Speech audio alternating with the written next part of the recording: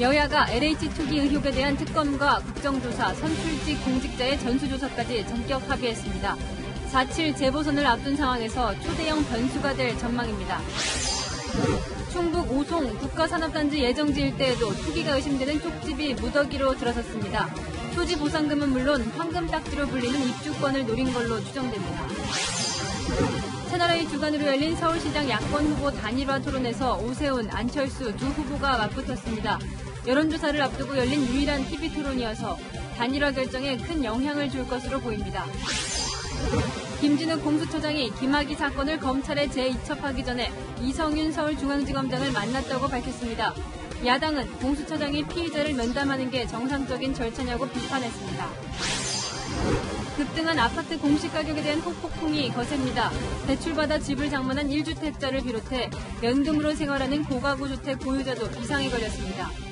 건보를 내지, 또 뭐 종부세 내지, 뭐 각종 세금 내지, 금융금 그런 건 차라리 안 받는 게 낫죠. 국가인권위 권고에 따라 군병사도 간부처럼 머리를 기르도록 허용하는 방안이 검토되고 있습니다. 현역병들은 압도적으로 찬성하고 있지만 군인답지 못하다는 반대 의견도 만만치 않습니다.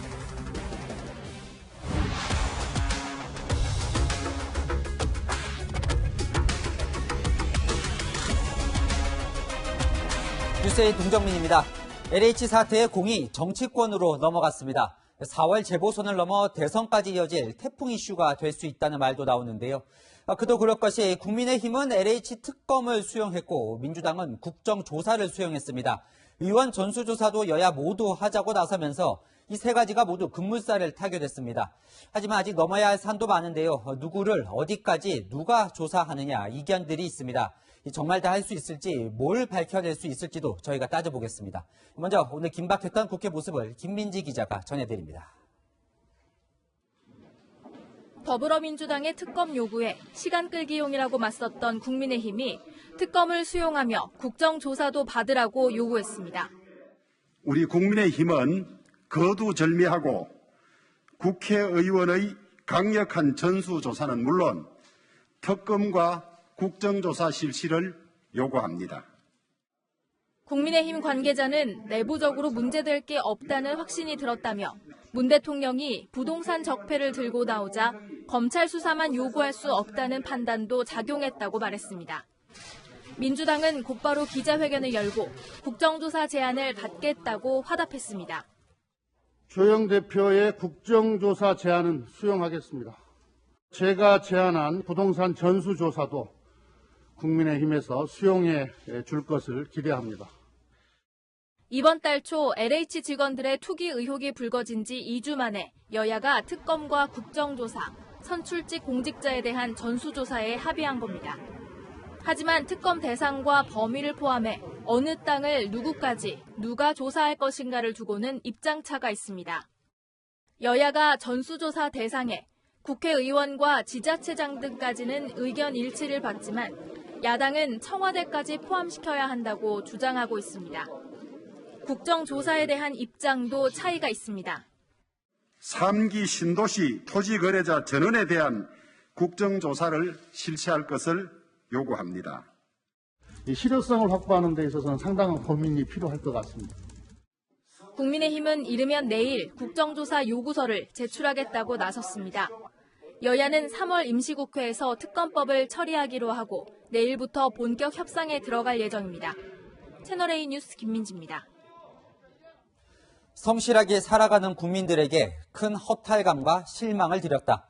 문재인 대통령이 LH 사태가 불거진 지 2주 만에 처음 국민에게 사과했습니다. 그러면서도 부동산 적폐를 청산하겠다고 강조했는데요. 야당은 내부 적폐부터 청산하라고 비판했습니다. 전혜정 기자입니다. 국민들께 큰 심려를 끼쳐드려 송구한 마음입니다. 특히 성실하게 살아가는 국민들께 큰 허탈감과 실망을 드렸습니다. 문재인 대통령이 한국토지주택공사 LH의 투기 의혹과 관련해 처음으로 사과했습니다. 이른바 LH 사태가 불거진 지 2주 만입니다. 그러면서 적폐 청산을 또다시 강조했습니다. 우리 사회 불공정의 가장 중요한 뿌리인 부동산 적폐를 청산한다면 우리나라가 더욱 투명하고 공정한 사회로 나아가는 분기점이 될 것입니다. 문 대통령은 어제 수석보좌관 회의에서도 적폐를 5차례 언급했습니다. 임기 초반인 지난 2017년 한 자리에서 최대 10차례 적폐란 단어를 사용한 뒤 두 번째로 많은 언급입니다. 청와대 출신의 한 의원은 대통령이 적폐라는 단어를 임기 중엔 거의 입에 올리지 않았다면서 부동산 관련 적폐가 이렇게 드러난 점에 대해 대통령도 충격을 받았다는 것이라고 설명했습니다.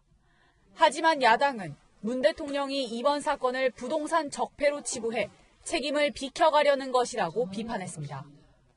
부동산 적폐는 옛 정부부터 누적되어 온 것이지만 이번에 드러난 공직자의 부패는 문재인 정부의 적폐입니다. 국민의힘도 문재인 정권 내부에 부동산 적폐부터 스스로 청산하라고 비판했습니다. 청와대는 지금까지 해결하지 못한 해묵은 적폐를 문재인 정부가 나서서 끝내겠다는 것이라고 반박했습니다. 채널A 뉴스 전혜정입니다. 소 잃고 외양간 고치겠다며 여야는 투기 처벌 수위를 높이는 법안을 쏟아내고 있습니다. 그러자 국토교통부 선의의 피해자가 발생할 수 있다며 일부 법안에 신중해야 한다는 의견을 전달했습니다.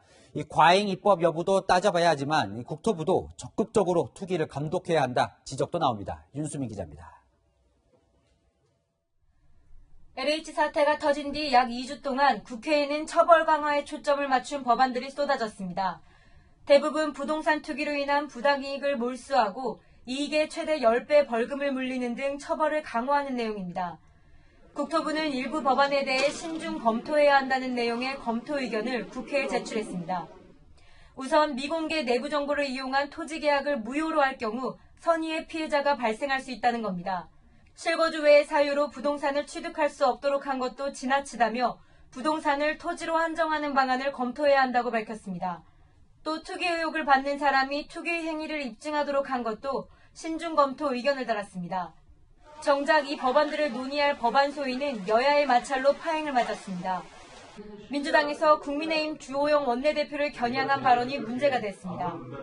2014년 12월 부동산 3법 개정을 그 당시 김의국 의원이 제정했습니다. 이로 인해서 가장 큰 혜택을 본 사람이 누구였습니까? 새로운 아파트 2채 분양받으시고 강남 부동산 부자가 되신 주호영 원내대표십니다. 김의국 국민의힘 의원은 해당 법안은 자신이 아니라 여야가 합의해 발의한 법이라며 사과 없인 법안 심사를 할 수 없다고 밝혔습니다. 채널A 뉴스 윤수민입니다. LH 사태로 정치권이 뜨겁습니다. 판도라의 상자가 열리는 것 아니냐는 말도 나오는데요. 정치부 이현수 기자와 어떻게 되는 건지 살펴보겠습니다. 이 기자, 그래도 여야가 합의를 했어요. 네, 검찰 수사가 먼저라고 선을 긋던 국민의힘이 오늘 특검과 전수조사 등을 받겠다고 하면서 전격적으로 합의가 됐습니다. 그 배경을 좀 알아보니 국민의힘 의원들 단체 대화방에 자발적으로 전수조사 동의서를 올리면서 좀 전향적으로 대응하자 이런 쪽으로 분위기가 모아졌다고 합니다. 이렇게 자발적으로 동의서를 올릴 정도니까 조사를 해도 큰 문제는 없겠구나라는 야당 지도부의 판단도 작용한 것 같습니다. 그러나 아직 넘어야 할 산이 많습니다. 자, 이제 차근차근 정리를 좀 해보죠. 국정조사, 그러니까 특검, 전수조사 이렇게 세 개인데 이렇게 어떻게 뭘 하겠다는 겁니까, 이제? 네, 우선 여야가 공직자들의 그 부동산 부패를 발본색원하자고 합의를 한 게 국정조사, 특검, 전수조사 이렇게 세 가지입니다. 하나씩 살펴보겠습니다. 국정조사, 우선 국회가 조사를 하는 건데요. 이 영상을 보면 기억이 나실 겁니다. 네, 지난 2016년에 최순실 국정농단 사건 국정조사 때 청문회 모습이었는데요. 국회 특위나 상임위 중심으로 자료 제출을 요구하고 또 관련된 인사들을 불러서 청문회도 하고 그러면서 진실을 밝히는 게 국정조사입니다. 청문회를 열 수도 있고 관련 내용이 국민들에게 실시간으로 공개될 수도 있습니다. 국민의힘은 3기 신도시 토지거래자 전원에 대해서 국정조사를 실시하고 또 동시에 특검, 전수조사도 하자고 요구를 하고 있는데요. 민주당은 국정조사는 하겠다고 했지만 구체적으로 어떻게 할지에 대해서는 입장을 밝히진 않았습니다. 자, 그 다음에 이제 특검이요. 여당이 네. 제안한 건데 야당이 받았어요. 이건 뭘 하게 됩니까? 네, 우선 특검은 정규 검사가 아니라 독립된 변호사로 하여금 수사를 담당하게 하는 겁니다. 특검 법안을 제출해서 본회의에서 처리하면 후보 추천위를 꾸려서 특별검사 후보들을 추리고 대통령이 지명을 하게 됩니다. 핵심은 특별검사가 누가 되느냐입니다. 여야가 치열한 수싸움을 벌이게 될 텐데요. 특검이 끝날 때까지 최대 4개월이 걸려서 결론이 나려면 재보궐선거를 넘길 가능성도 있습니다. 근데 특검 이야기가 나와서 궁금한 건데 지금 경찰이 중심인 특별수사본부가 네. 한창 이제 수사 중이잖아요. 그럼 특검이 출범하면 이 특수본 수사는 어떻게 되는 건가요? 네, 우선 특검 출범까지 좀 시간이 걸립니다. 그래서 그때까지는 특수본이 수사를 하고 특검이 출범하면 자료를 이첩하게 되는데요. 검경 수사권 조정 이후에 검찰이 맡은 첫 대형 사건이고 또 대통령도 최근 특수본의 명운을 걸고 수사라고 힘을 실었는데 특검 합의 소식에 특수본도 허탈해하는 분위기입니다. 정치권이 선거를 앞두고 보여주기식으로 특검을 도입하려고 한다는 비판도 나옵니다. 세 가지 말씀드렸는데 가장 낯선 건 이 세 번째 전수조사입니다. 이건 뭐 어떻게 되는 겁니까? 네, 특검이랑 국정조사는 전례도 있고 한데 우선 전수조사는 정해진 것이 없습니다. 이 말은 여야가 처음부터 끝까지 합의를 해서 정해야 한다는 거겠죠. 조사 범위가 처음에는 국회의원 전원이었는데 국회의원의 직계 종비소, 지방자치단체장, 지방의원, 청와대까지 점점 범위가 커지고 있습니다. 여야가 앞다퉈서 제대로 밝히겠다, 더 조사하자 이렇게 나서고 있으니까 범위는 문제가 안 될 것 같은데 핵심은 바로 조사 주체입니다. 누가 조사를 하게 할 것인가? 국민의힘은 감사원을 염두에 두고 있는데요. 민주당은 모든 가능성을 열어놓고 야당과 협의를 하겠다고 답하고 있습니다. 정리를 해보면 이 세 가지 모두가 간단하지는 않은 것 같은데 네. 제대로 되겠습니까? 이제 내일부터 여야 원내대표단이 협의를 하면서 세부 사항을 정할 테지만 쟁점이 많아서 협의 자체가 길어질 가능성도 큽니다. 여당은 초강경 대응하는 걸 보여주겠다. 또 야당은 여권의 악재인 LH 사태를 좀 더 파헤치겠다. 이런 속내를 갖고 주도권을 쥐려고 하겠죠. 다만 정치권에선 어떤 결과가 튀어나올지 알 수 없어서 판도라의 상자가 열리는 게 아니냐는 분석도 나옵니다. 사실 정치권이 뭘 제대로 밝혀낸 기억이 잘 없긴 한데 이번엔 잘 지켜봐야겠습니다. 지금까지 이현수 기자와 살펴봤습니다. 네, 이렇게 정부와 정치권이 LH 사태를 어떻게 수사할지 우왕좌왕하는 사이 각종 투기 의혹이 전국에서 쏟아지고 있습니다. 먼저 이번 정부 들어 첨단 바이오 뷰티 산업단지로 지정된 충북 오송에서도 투기 정황이 포착됐습니다. 외부인들이 들어와 땅을 쪼개서 사고 조립식 주택을 짓거나 나무를 심는 수법이 그대로 보입니다. 김태형 기자가 현장 취재했습니다. 시골 마을 한켠에 똑같이 생긴 조립식 주택들이 세워져 있습니다. 덩크리 뒤덮은 수도관은 물이 나오지 않고 전기 계량기도 멈춰 있습니다. 마을 사람은 아니죠. 외지 사람이죠. 사람이 어디서 사는지 그건 모르겠어요. 차만 왔다 갔다 한 것 뿐이지. 등기부 등본을 확인해 보니 이 집들은 지난 2017년 10월 건축 허가를 받았습니다. 산업단지 조성에 앞서 충청북도가 일대 부지를 개발행위 허가 제한 지역으로 묶기 한 달 전입니다. 토지 거래도 급증했습니다. 지난 2016년 76건에 그쳤지만 2017년엔 143건으로 2배 가까이 늘었습니다. 규모가 큰 토지는 2명이 지분을 쪼개기도 했습니다. 2017년 9월부터 250제곱미터 이상 토지를 거래하려면 청주시 허가를 받도록 했는데 이를 피하려는 의도로 보입니다. 전문가들은 토지 보상이나 이주자 택지 보상을 노렸을 가능성을 제기합니다. 이주하는 원주민에게 토지를 제공하는 이주자 택지 보상은 속칭 황금딱지로 불릴 정도로 인기가 높습니다. 총 이주자 택지 같은 경우는 가장 우선권이 부여되면 조성 원가의 보통 70% 정도를 이렇게 분양을 받아요. 산업단지 인근에도 쪽집 10여 채가 들어섰습니다. 이 집들 역시 2017년 10월 건축 허가를 받았습니다. 보상 대상에선 빠졌지만 발전 기대감에 땅값은 들썩이고 있습니다. 이 일대 토지 공시지가는 지난해 3.3제곱미터당 90만 원으로 산업단지 조성 발표 이전인 2017년 때보다 27% 올랐습니다. 충북경찰청은 공공기관 임직원 등의 부동산 투기 가담 여부를 조사하고 있습니다. 채널A 뉴스 김태형입니다. 이번에는 LH 직원들의 투기 의혹 속보입니다. 정부 1차 전수조사에서 배우자와 친인척은 손도 못 대고 LH 직원 20명 본인들의 투기 의심 사례만 발표했죠. 그런데 전주에 사는 LH 직원이 배우자는 물론 육촌형과 사촌까지 대거 동원해서 광명시은혜 원정 투기한 의혹을 받고 있습니다. 박정석 기자입니다. LH 전북본부 소속 MC는 2017년 7월 경기도 광명에 땅을 샀습니다. 부인 이름으로 LH 전북본부 퇴직자 출신 육촌형 부부와 함께 노은사동 땅 1,600제곱미터가량을 구매한 겁니다. 지금 여기 산 사람들은 지금 몇 년 전부터 샀어요. 한 2017년부터? 그렇죠. 그때 많이 외부인들. 그리고 반년 뒤 또 다른 MC가 노은사동에 대거 등장합니다. MC성을 가진 세 자매가 근처 2,600제곱미터 크기의 땅을 지분 쪼개기로 사들인 겁니다. 그리고 정부의 3기 신도시가 속속 발표되자 지금까지 배우자와 친척을 내세웠던 LH 직원 MC가 이번엔 직접 나섭니다. 2019년 노은사동 땅을 자신의 이름으로 부인과 함께 산 겁니다. 현직 LH 직원 MC가 부인과 함께 구매한 광명시 노은사동의 한 야산입니다. 육촌 형제인 전직 LH 직원 MC가 구매한 땅과 불과 1km 거리입니다. 현직 LH 직원 MC를 중심으로 육촌인 전직 LH 직원 MC, 그리고 사촌인 MC 세 자매가 각각의 배우자와 함께 전주에서 광명으로 원정 투기를 한 겁니다. 전주에 사는 MC 종친이 총동원된 셈인데 이 땅은 이번에 3기 신도시 택지로 지정됐습니다. 전현직 LH 직원 MC는 물론 의사인 사촌 MC 모두 해명을 거부했습니다. 근데 원장님 수술 중이시고 저번에도 기자분 연락 오셨는데 안 받는다고 하셔서 좀 어려울 것 같아요. 정부가 밝힌 투기 의심 20명은 빙산의 일각으로 배우자와 친인척까지 조사가 확대돼야 한다는 목소리가 커지고 있습니다. 채널A 뉴스 박정서입니다. LH 수사의 또 다른 구멍은 퇴직자입니다. 전관 예우 의혹까지 나오고 있습니다. 앞서 보도한 뉴스에 등장하는 퇴직자, LH를 퇴사한 뒤 곧바로 민간 기업에 재취업해 국책 사업을 수주했습니다. 박지혜 기자가 실태를 취재했습니다.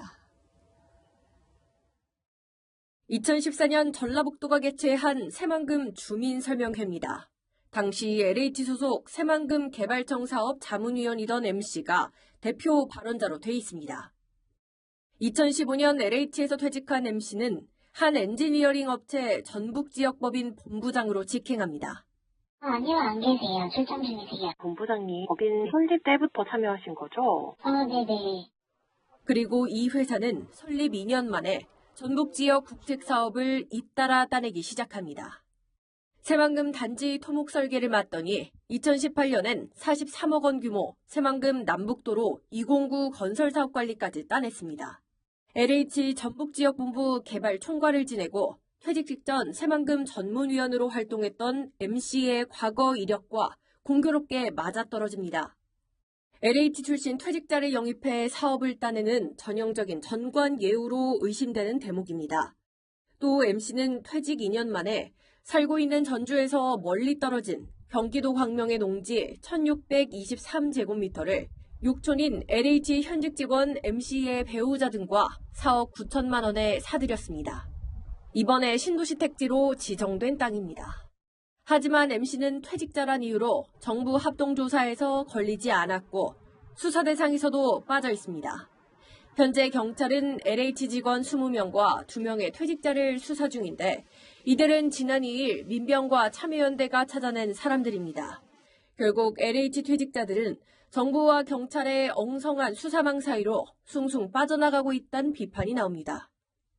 채널A 뉴스 박재입니다. 앞서 짚어드렸듯이 특검과 국정조사 얘기가 나오지만 그전까지 수사는 경찰이 주도해서 진행하죠. 부동산 투기 의혹 신고센터를 어제 열었는데 벌써 신고가 171건이나 들어왔습니다. 박건영 기자가 보도합니다. 경찰이 주도해온 정부합동특별수사본부는 어제부터 부동산 투기 의혹 신고센터를 운영하고 있습니다. 의심 신고는 이틀 새 171건이 접수됐습니다. 특별수사본부 관계자는 투기 의혹이 짙은 제보는 시도경찰청에 배당해 수사한다고 말했습니다. 경기남부경찰청은 시흥시의원의 투기 의혹과 관련해 어제 압수수색에서 확보한 휴대전화 포렌식 작업을 진행했습니다. 해당 시의원도 참관했습니다. 시의원과 그 딸은 정부의 3기 신도시 발표 전인 2018년 9월 신도시 예정지에 땅을 샀다는 의혹을 받고 있습니다. 내부적으로 땅 투기하시는 혐의 인정하십니까? 투기 구독 받고 계신지 혹시 억울하신 점 없습니까? 경찰은 지난 9일 압수수색에서 확보한 LH 직원 13명의 휴대전화 14대와 태블릿 PC 4대에 대한 조사도 진행 중입니다. 이 가운데 휴대전화 6대와 태블릿 PC 1대를 경찰청에 의뢰해 추가 포렌식을 진행하고 있습니다. 일부 직원은 휴대전화와 태블릿 PC에서 특정 SNS를 사용한 것으로 알려졌는데 그 SNS 기록이 담긴 데이터를 추출하는 작업입니다. 경찰은 데이터 복원 여부는 수사가 진행 중이라는 이유로 공개하지 않았습니다. 경찰은 이르면 이번 주 포렌식한 내용을 바탕으로 LH 직원들을 차례로 불러 조사할 예정입니다. 채널A 뉴스 박건영입니다.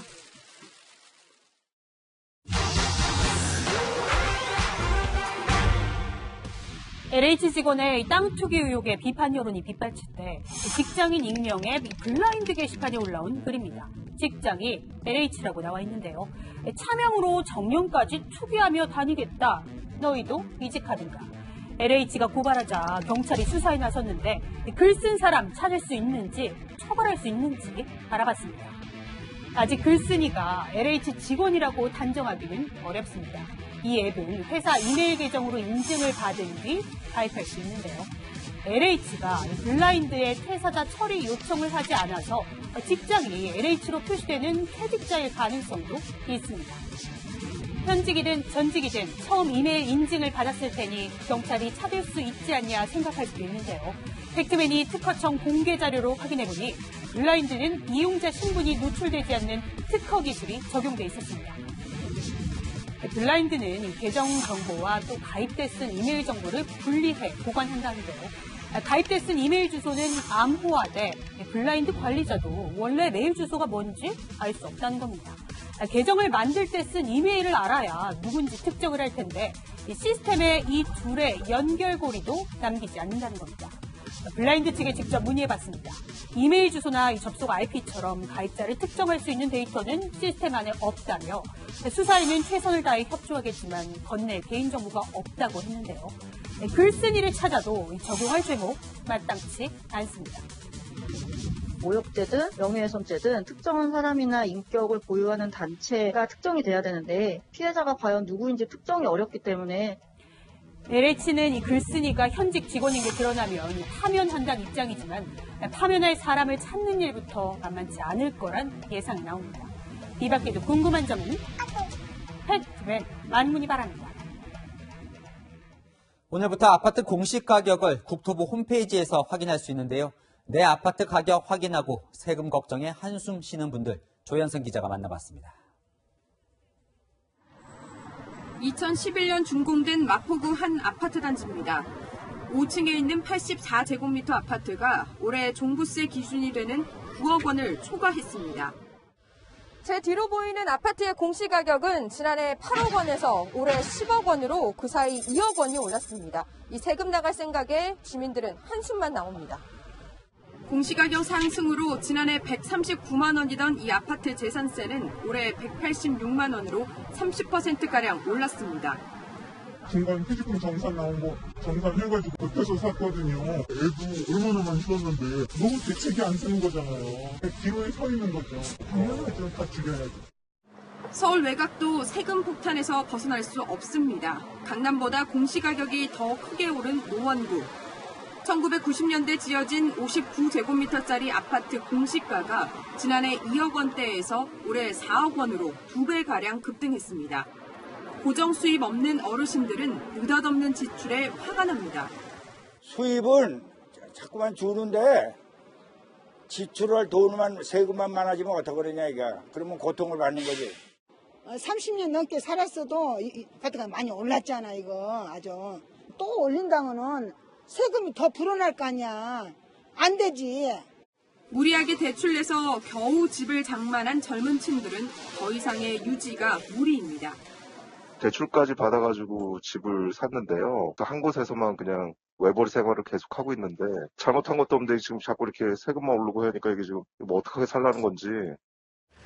일부에서는 오른 집값만큼 세금도 내는 게 당연하다는 목소리도 있지만 실거주로 마련한 집 한 채에 내야 할 세금이 너무 빠르게 올랐다는 지적입니다. 채널A 뉴스 조현선입니다.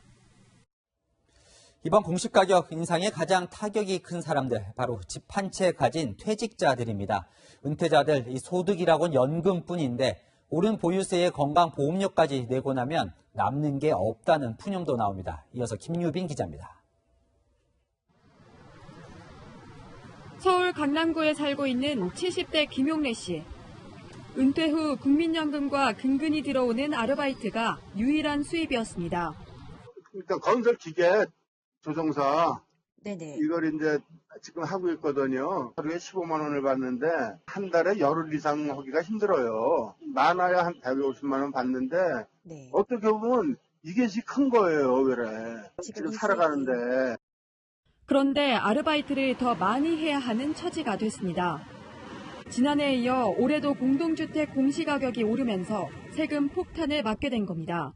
건보료 내지 또 뭐 종부세 내지 뭐 각종 세금 내지 민연금 네. 그런 건 차라리 안 받는 게 낫죠. 저 아무것도 없고 그냥 저 나라에서 주는 것만 그냥 받아 먹어도 차라리 이것보다 잘 살겠어요. 공시가격이 오르면서 건강보험료가 오르는 것도 문제지만 더 큰 문제는 그동안 안 내던 건강보험료를 새로 내야 하는 은퇴자도 상당하다는 겁니다. 그동안 자녀의 건강보험 피부양자로 등록돼 건보료를 내지 않던 사람들도 보유한 주택의 공시가가 9억에서 15억 원 사이면서 연소득 1,000만 원을 초과하거나 공시가격 자체가 15억 원을 넘게 되면 피부양자 자격을 잃고 건보료를 새로 내야 합니다. 대상자의 대부분인 고령층들은 늘어난 종부세와 보유세도 모자라 월 평균 23만 8천 원의 건보료까지 새로 떠안게 됐습니다. 정부가 갑작스런 충격을 완화시키기 위해 내년 6월까지는 건보료 절반을 인하해준다고 했지만 월 평균 12만 원가량을 부담해야 하고 그나마도 한시적 조치에 불과합니다. 채널A 뉴스 김유빈입니다. 택시기사가 술 취한 승객에게 폭행을 당했는데 취한 승객을 택시에 태운 사람이 경찰입니다. 경찰 요구에 취객을 태웠다가 봉변을 당한 거죠. 김재혁 기자가 취재했습니다. 택시 뒷좌석에 탄 남성. 갑자기 운전 중인 택시기사의 머리를 때립니다. 손에 들려있는 건 휴대전화기. 잠시 비틀대더니 한 번 더 내리칩니다.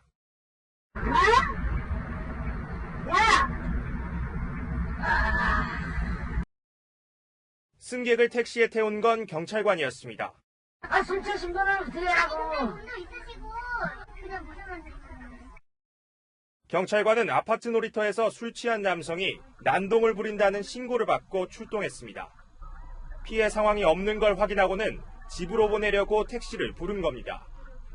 택시기사는 술에 취한 상태라 운행이 어렵다고 했지만 경찰관이 계속 부탁해 어쩔 수 없이 태웠다고 말합니다. 너가 신고해갖고 한 사람을 누가 태우고 싶어요. 승차가 부르다가 신고당할까봐 어쩔 수 없이 태웠어요. 경찰관의 판단에 의문을 제기하기도 했습니다. 누가 신고를 해서 왔으면 자기네가 처리를 해야지. 그걸 일본 택시기사한테 그걸 데려다 주려는 게 저는 너무 이해가 안 가서. 경찰은 절차대로 했다고 해명했습니다.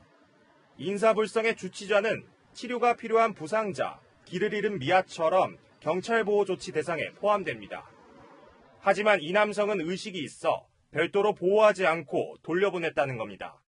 피해도 없고 뭐 주치 의사표시 확실하고 하니까 이제 택시를 불러서 기사시킨 일 맞다고 판단해서 보내드린 거죠. 경찰은 특정범죄 가중처벌법상 운전자 폭행 혐의로 승객 김모 씨를 입건해 조사하고 있습니다. 채널A 뉴스 김지혁입니다. 최근 학폭 미투가 이어지며 학교 폭력 문제가 얼마나 심각한지 조명을 받고 있습니다. 지난해 11월 권투 연습을 빙자한 폭행을 당한 고등학생이 의식 불명까지 된 사건이 있습니다. 채널A가 당시 사건 공소장을 입수했는데 가해 학생들의 행동은 단순한 권투 연습이라 보기는 어려웠습니다. 다시 간다 우현기 기자입니다.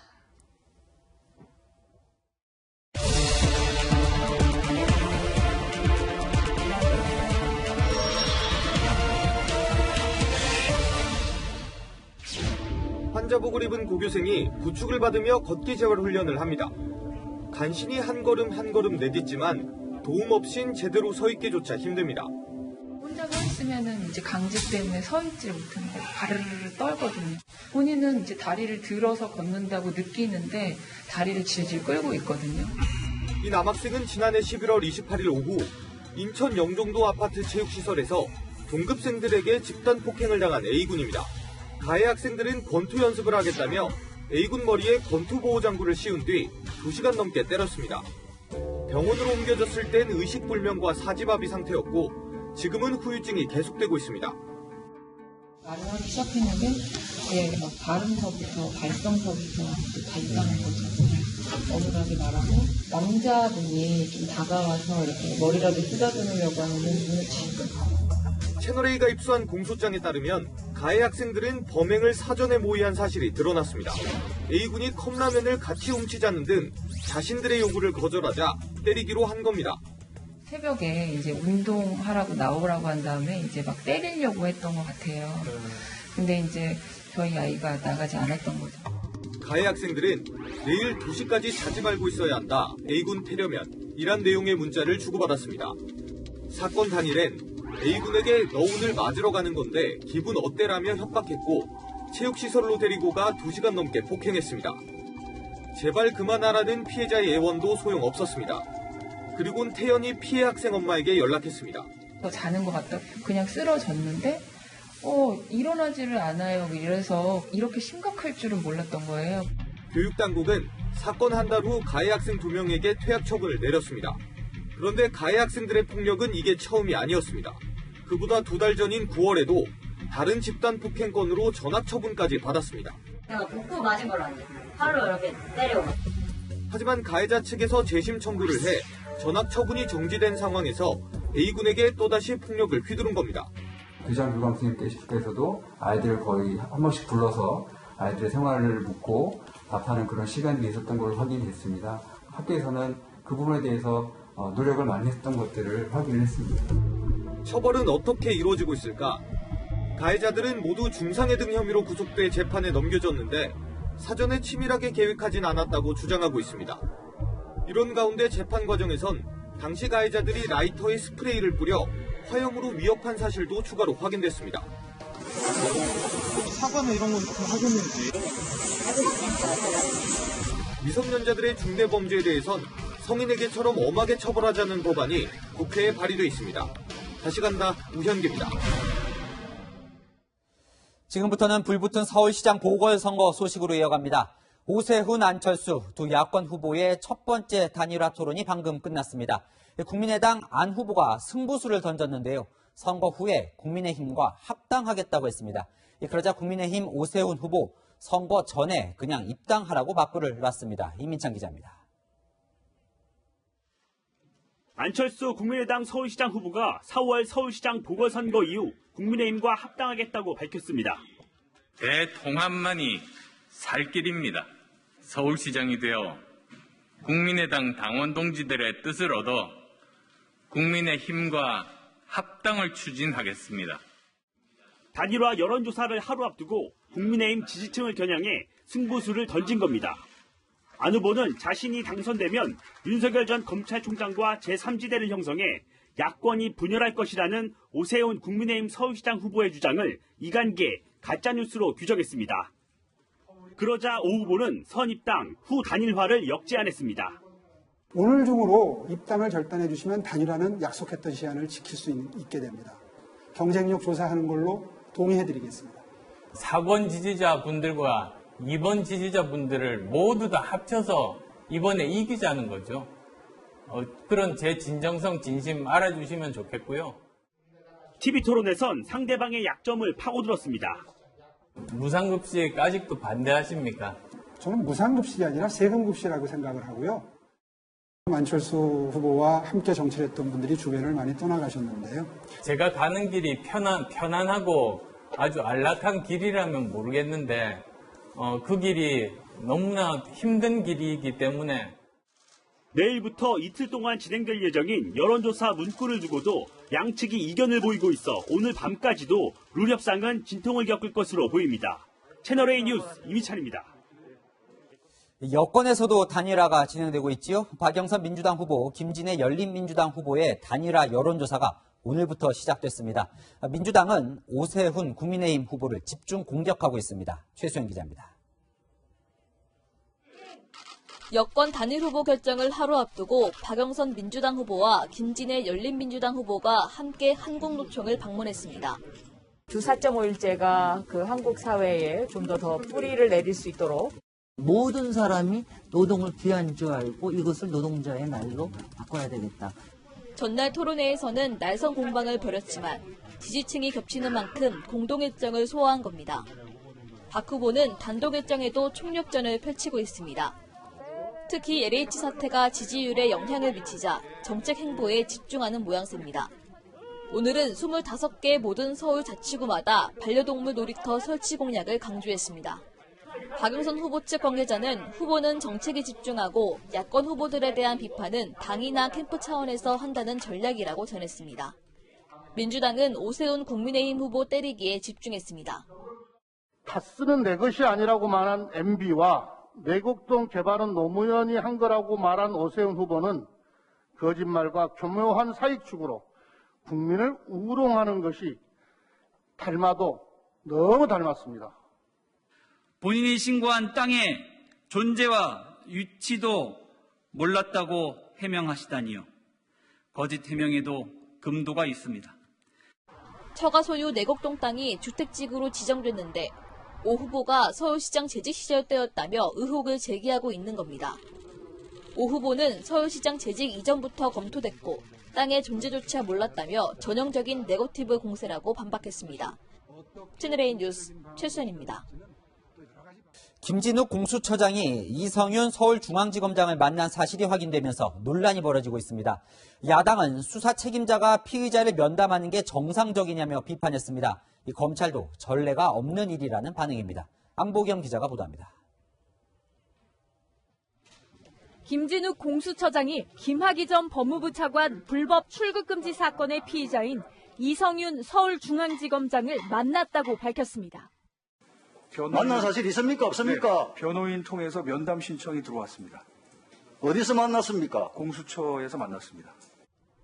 공수처가 지난 12일 사건을 검찰에 재입첩하기 전 피의자 신분인 이지검장을 만나 기초조사를 했다고 답했습니다. 조사를 남겼냐고요? 저희가 진술거부권을 고지를 하고 시작 시간과 종료 시간 해서 본인 서명도 받고 그 조서는 수사의 일환으로서 조서를 작성했다는 거죠? 예, 저희가. 하지만 국민의힘이 조서가 맞냐고 계속 추궁하자 수사 보고라고 말을 바꿉니다. 제가 받은 제보하고는 내용이 상당히 다르거든요. 정확하게는 수사 반드시 확인이 돼야 돼요. 예, 정확하게는 수사 보고입니다. 그렇죠. 네, 수사 보고입니다. 면담 수사 보고잖아요. 네. 그런데 왜 조서라고 거짓말해? 그거는 속기록 보세요. 검찰에 따르면 김진욱 공수처장이 언급한 조서에는 면담 내용은 없습니다. 면담자, 피면담자, 면담 시간 등이 적힌 수사보고와 변호인 의견서만 있었다는 겁니다. 검찰은 황당하다는 반응입니다. 검찰 관계자는 피의자의 면담 신청을 수사기관장이 받아들여준 것은 전례가 없다며 조사를 해야지 왜 면담을 하냐고 지적했습니다. 채널A 뉴스 안보겸입니다.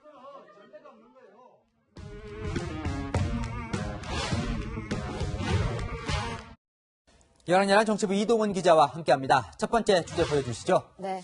상황과 상황제, 사극에서 자주 만나던 인물들인데 누구 이야기입니까? 네, 오세훈, 양철수 두 야권 서울시장 후보 이야기인데요. 상황과 상황제가 있다는 그런 공세가 오갔습니다. 자, 상황부터 좀 살펴볼게요. 왕 뒤에 그러니까 더 힘이 센 물러난 상황이 있다 뭐 이런 건가요? 네, 안철수 국민의당 후보가 국민의힘을 비판하면서 한 이야기인데요. 누구를 상황으로 말한 건지는 직접 보시죠. 후보끼리 합의에 대해서 국민의힘에서 오신 협당 대표분들이 인정을 안 하시는 겁니다. 그래서 저는 이건 후보 뒤에 상황이 있는 것은 아닌가. 내가 상황이 아니라 나는 국민의힘의 대표하는 사람이에요. 그리고 이제 협상이 안 되는 거는 왜 안 되느냐. 간단해요. 자, 토론을 잘 안 하겠다 이렇게 얘기해요. 안 후보는 오 후보 뒤에 김종인 국민의힘 비상대책위원장이 상황처럼 앉아서 단일화를 막고 있다고 주장한 겁니다. 네, 김 위원장이 그동안 안 후보가 들으면 이 섭섭할 말들을 많이들 했죠. 네, 저희가 좀 모아봤는데요. 안 후보 입장에서는 섭섭할 것 같긴 합니다. 서울시장 후보가 된다는 것에 집착하는 사람이 몸이 달아와하는 것 같은 그런 모습을 보면 좀 안타깝게 합니다만은 야당에는 국민의힘의 후보가 될 수밖에 없다. 아니 토론도 할 수 없는 사람이 가서 시장 노릇을 어떻게 할 거예요? 자, 그럼 이제 다음 상황제 이야기는 반대로 안 후보를 비판하는 국민의힘에서 나온 건가요? 네, 이준석 전 미래통합당 최고위원이 안철수 후보를 향해서 여자 상황제의 조종을 받고 있다는 말 들어봤냐고 했습니다. 그럼 여자 상황제 누굽니까? 네, 제가 직접 한번 물어봤습니다. 안철수 대표 쪽에서 의사결정 구조에 가족이 과도하게 개입되는 거 아니냐 이런 지적을 하신 분들이 많았기 때문에 의사결정 구조가 비합리적이라서 안 후보를 떠난 사람이 많다는 게 이 전 최고위원의 주장인데요. 여자 상황제는 부인인 김미경 교수를 지칭한 것으로 보이는데 안 후보 측은 대응할 가치가 없다고 말했습니다. 네, 다음 주제 보겠습니다. 네. 자, 뼈 때리는 정의당? 뼈 때리다. 제가 아는 그 뜻 맞나요? 네, 전곡을 찌른다는 뜻인데요. 여권에서 부동산 적폐를 청산하겠다고 하자 정의당은 이건 문재인 정부의 적폐라고 못 박았습니다. 이뿐만이 아닙니다. 그동안 부동산 정책의 실패와 만연한 공직자 투기에 대한 문재인 대통령의 분명한 사과가 필요합니다. 정부는 셀프 조사에 매달려 일주일을 허비했습니다. 이 정도면 투기 불감증 정부라는 지탄을 받아 마땅합니다. 어제는 정의당에서 나서서 민주당 소속 세종시 의원이 국가산업단지 인근 땅을 샀다며 투기 의혹을 제기했습니다. 자, 20대 국회 때는 뭐 민주당 이중대다 이런 이제 이야기도 좀 들리곤 했는데 완전히 달라진 건가요? 네, 달라졌다고 봐야 할 것 같습니다. 거대 여당이 된 민주당이 20대 국회만큼 정의당을 챙겨주지 않는 측면도 있고요. LH 사태로 민주당에 실망한 진보층을 끌고 오려는 의도도 있는 것으로 보입니다. 당대표에 단독 출마한 여영국 전 의원은 오늘 조국 사태 때 정의당이 보인 모습이 국민으로부터 불신을 받게 된 출발이고 배경이었다는 반성도 했습니다. 조국 사태 그 당시에 정의당 대표가 심상정 의원이었잖아요. 네, 조국 전 장관 임명에 찬성했었습니다. 오늘의 여랑야랑은 달라졌네로 정해봤습니다. 여 전 의원 당시 국민에게 오답을 냈다는 오늘 반성도 기억에 남더군요. 지금까지 여랑야랑이었습니다. 3년 전의 봄날은 다시 안 온다. 북한 김여정 부부장이 또 한 번 남북 관계에 대해 거친 발언을 했습니다. 내일 미국 국무장관과 국방장관 방한을 앞둔 발언입니다. 김윤수 기자입니다. 김여정 노동당 부부장이 노동신문에 담화문을 내고 막말을 퍼부었습니다. 태생적인 바보라고 해야 할지 판별 능력마저 완전히 상실한 떼떼가 되어버린 것은 아닌지. 이인영 통일부 장관이 이틀 남은 한미연합훈련이 컴퓨터 시뮬레이션 방식으로 진행되고 있고 규모도 대폭 축소됐다는 점을 강조하자 김여정은 미친 개를 순한 양으로 보아달라는 것과 다름없는 궤변이라고 일축했습니다. 남측이 전쟁의 3월, 위기의 3월을 선택했다며 3년 전 따뜻한 봄날은 다시 돌아오지 않을 것이라고도 했습니다. 남북 대화 가능성도 닫아버렸습니다. 남북 군사합의서 파기는 물론 남북 대화 창구인 조국평화통일위원회, 금강산 국제관광국 관련 기구 해체 등 구체적인 대남 행동도 예고했습니다. 또 한 차례 남북 정상회담을 기대했던 문재인 대통령의 신년 기자회견 발언도 무색해졌습니다. 더 신뢰가 쌓이게 되면 언젠가 김정은 위원장이 남쪽으로 방문하는 답방도 이루어지게 될 것이라고 그렇게 믿습니다. 미 국무장관과 국방장관의 방한을 하루 앞두고 김여정은 미국은 밤잠 설칠 일을 만들지 말라며 위협했습니다. 채널A 뉴스 김윤수입니다. 군대 다녀오신 분들 머리 자르며 군입대 실감했던 기억 있으시죠? 앞으로 병사들의 두발 규정을 완화하는 방안이 논의되고 있습니다. 황아람 기자입니다. 싹둑싹둑 잘려나가는 머리털. 군이나 경찰에 입소하는 젊은 남성들의 마음은 편치 않습니다. 저는 조금만 길게 잘라주시면 안 될까요? 제가 구렛나루가 조금 안 들어가는 편이어가지고. 전동 이발기까지 이용해 다듬으면 모든 병사들의 두 발은 획일적인 모양이 됩니다.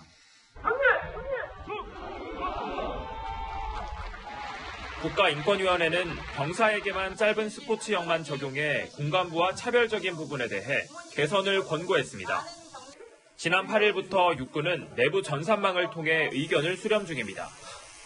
두발 규정 완화에 대한 20대 젊은 현역병들의 찬성률이 압도적으로 높은 걸로 전해졌습니다. 간부하고 우리 용사들하고 같이 이제 어떤 기준을 정할 것인가 하는 걸 논의하는 그런 정도. 현재 병사들은 병영 생활 규정에 따라 앞머리와 윗머리를 3cm로, 옆머리와 뒷머리는 1cm 이내로 유지해야 합니다. 그러나 규정이 완화되면 간부들처럼 앞머리는 눈썹이 1cm, 윗머리는 5cm까지 기를 수 있습니다. 시민들의 반응은 엇갈립니다. 군인은 좀 군인다워야 될 것 같고 여기에 머리까지 길러서 외모에 신경 쓰고 치중을 하게 되면 글쎄요, 이건 아닌 것 같습니다. 휴가 나와서는 또 어느 정도 꾸미고 싶은 나이잖아요. 자유로워지면 더 열심히 군생활을 할 수 있다고 저는 생각하는데요. 육군보다는 덜 엄격한 앞머리 5cm, 윗머리 3cm 규정을 적용받고 있는 해군과 공군 병사들의 두 발도 간부 기준과 같은 잣대를 대는 방안이 검토되고 있습니다. 채널A 뉴스 황아람입니다. 우리 나이로 75이죠. 배우 윤여정의 원숙한 연기가 세계적으로 인정받았습니다. 한국 배우로는 처음으로 아카데미상 후보에 올랐는데요. 미국에서도 깜짝 놀라는 분위기입니다. 김태욱 기자입니다. 자식의 정착을 도우러 미국으로 건너간 순자. 미국 애들은 할머니랑 같이 방 쓰는 거 싫어한다던데. 걔는 안 그래요. 한국애니까. 영화 미나리에서 외할머니 순자 역을 완벽히 소화한 윤여정은 미국에 신선한 충격을 안겼습니다. 아카데미 여우조연상 후보에 오르자 LA타임스는 오스카의 역사를 만들었다고 평가했습니다. 남우주연상 후보에 오른 재미교포 스티븐 연과 함께 아시아계 배우에게 특히 높았던 할리우드의 장벽을 무너뜨린 겁니다. 윤여정은 캐나다 촬영 일정을 마치고 귀국 직후 소식을 접했습니다. There's no way to come here, so Ina and me will celebrate together. So I need to drink by myself. 윤여정은 후보에 오른 것만으로도 상을 탄 거나 같다면서 이 나이에 이런 일이 있을 줄 몰랐다고 기뻐했습니다. 그동안 아카데미상은 다양성 면에서 편협하다는 비난을 받아왔는데요. 지난해 기생충 때는 없었던 배우상 후보의 탄생은 또 다른 변화가 기대됩니다. 그만큼 편견 없이 투표하겠다라는 의지가 반영되어 있기 때문에 윤여정 씨 같은 경우에는 수상을 할 가능성이 꽤 큰 것으로 보여지고요. 미나리는 출연 배우 부문 외에도 감독상, 작품상, 각본상, 음악상 등 총 6개 부문에서 후보에 올랐습니다. 제93회 아카데미상 수상자는 4월 25일 발표됩니다. 채널A 뉴스 김태욱입니다.